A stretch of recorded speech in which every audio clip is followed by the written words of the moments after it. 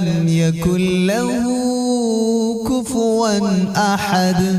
اس کی اولاد نہیں اور نہ وہ کسی کی اولاد ہے اور نہ کوئی اس کے برابر کا ہے۔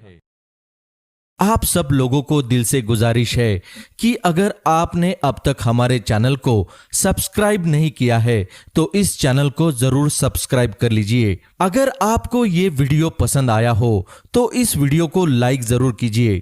اگر آپ اس ویڈیو کو دوسروں تک پہنچا کر نیکی کمانا چاہتے ہیں تو اسے شیئر ضرور کیجئے۔